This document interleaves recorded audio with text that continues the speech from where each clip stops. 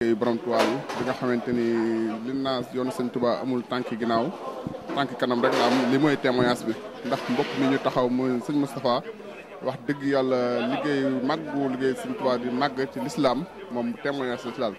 ndaxte bu njëkk wax dëgg yàlla ci beneen diina la nekkoon te yàlla dogal na mu nekk ci diina lislaam wax na asadu an laa ilaaha illallaah wa asadu anna muhammad rasulullah te loolu yàlla mi ngi ko dogale ci loxoy murit yi yàlla dogal na bi fi sëñ Mamour Mbacke ñëwee ibnu sëñ Murtada ci liggéey bu màgg boobu nga xamante ni waajuram bu mag yi daana ko def ndax lislaam rek di wër àdduna bi nit ñi di tuub nasaraan yi ak ñeneen ñi ñëpp wax dëgg yàlla dogal kii nag sud américain la bi sëñ Mamour ñëwee la tàbb ci diina lislaam xam kon diina lislaam am na ndam ci dox bi sëñ Mamour Mbacke dox sëñ Mamour Mbacke tamit ñu nekk koo xamante ni ñu ngi koy ñaanal suñu borom guddalu fanam ba nga xamante ni yéene na ko liggéeyal borom Tuubaa suñu borom àggalek mu yéene mu àgg fa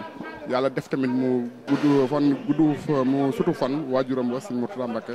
yàlla def li nga xamante ni bëgg na koo liggéeyal borom Tuubaa mu def ko con sëñ Moustapha come preguntando como ahora tú eres musulmán antes era cristiano no sé queremos preguntarte lo que tú piensas y lo que tú ves y la diferencia es lo que tú queremos preguntar por favor. Buenas tardes. Bueno, yo realmente la diferencia que noto es muy grande. Es muy grande porque realmente, no sé, algo me decía que yo tenía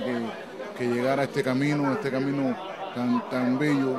este camino que todos algún día tendremos que llegar porque es el camino de la paz, el camino del que quiere tener un hermano, del que desea tener hermanos, del que desea que su país avance. Esta África nuestra que algún día tendrá ¿cómo se llama esto? Que avanzar como todos los continentes en este mundo, y creo que mediante el Islam se podrá hacer mucho más. Bueno, gracias. Bueno, sang bi li mu wax mooy xam ne mooy sëñ Moustapha mooy bi nga xamante ni li nga xam ne sentir na ko bi mu duggee ci l'islam ak li mu daa sentir am na différence bu rëy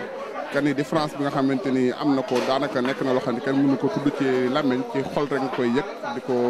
dund waaye nekk loo xam ne te mi ngi ñaan ci suñu borom mi nga xamante ni moom mooy def différence yi ak di def bi réew koom ak bi réew ñàkk mi ngi ñaan Africa mi nga xamante ni moom mooy suñu réew